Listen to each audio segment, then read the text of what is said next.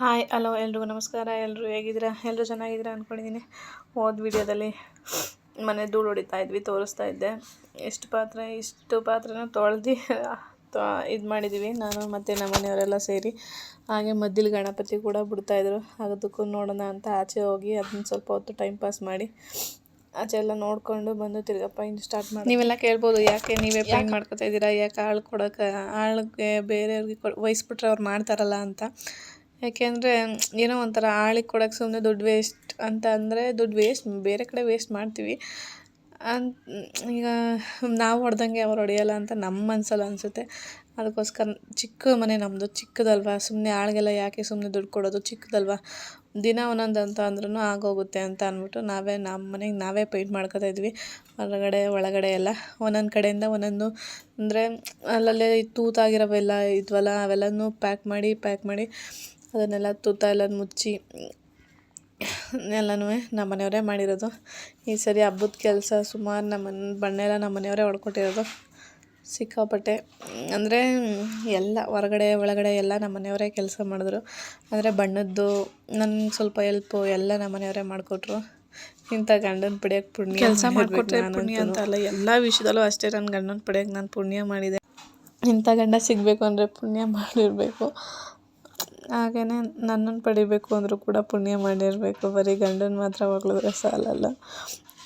ಹಾಗೆ ಎಲ್ಲ ತೂತುಗಳನ್ನೂ ಮುಚ್ಕೊಂಡು ಈಗ ಪೈಂಟ್ ಸ್ಟಾರ್ಟ್ ಮಾಡ್ತೀವಿ. ಯಾಕೆಂದರೆ ಹೋದ ವರ್ಷ ಹೊಡೆದಿರ್ಲಿಲ್ಲ ನಾವು ಪೇಂಟ್ನ.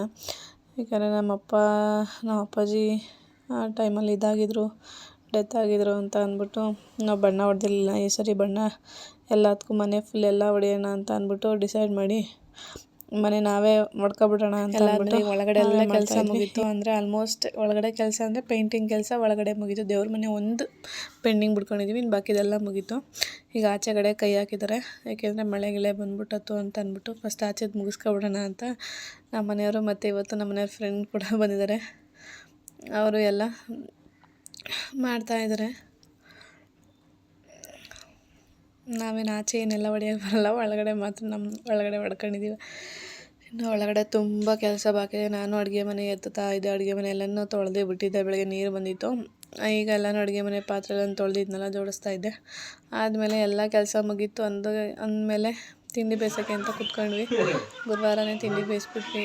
ಏಕೆಂದರೆ ಒಂದು ದಿವಸ ರೆಸ್ಟ್ ಫ್ರೀ ಸಿಗುತ್ತೆ, ಇನ್ನು ಮನೆ ಎಲ್ಲನೂ ಇನ್ನೊಂದು ಸರಿ ಎತ್ಕೋಬೋದಲ್ಲ ಅಂತ ಅಂದ್ಬಿಟ್ಟು ತಿಂಡಿ ಬೇಯಿಸಿದ್ವಿ. ನಾನು ನಮ್ಮ ಮನೆಯವರು ಮತ್ತು ನಮ್ಮ ಅಕ್ಕ ಬಂದಿದ್ದರು. ನಮ್ಮ ಅಕ್ಕ ಮತ್ತು ನಮ್ಮ ಅಕ್ಕನ ಮಗಳು ಬಂದಿದ್ದರು. ಅದೇ ನನ್ನ ವೀಡಿಯೋದಲ್ಲಿ ಯಾವಾಗಲೂ ಇರ್ತಾರಲ್ಲ ನಮ್ಮ ಅಕ್ಕ ಮತ್ತು ನಮ್ಮ ಅಕ್ಕನ ಮಗಳು, ಅವರು ಒಂದು ಸ್ವಲ್ಪ ಬೇಯಿಸ್ಕೊಟ್ಬಿಟ್ಟು ಹೋದ್ರೆ ಇನ್ನೊಂದು ಸ್ವಲ್ಪ ಆಯಿತು. ಅವ್ರಿಗೆ ಟೈಮ್ ಆಯಿತು ಅಂತ ಹೊರಟ್ಬಿಟ್ರು. ನಾವೇ ಬೇಯಿಸ್ಕೊಂಡ್ವಿ. ಆಮೇಲೆ ತಿರ್ಗಾ ನೆಕ್ಸ್ಟ್ ಡೇ ಕೋಡ್ಬಳೆ ಮತ್ತು ನಿಪ್ಪಟ್ಟು ಮಾಡ್ಕೊಂಡ್ವಿ.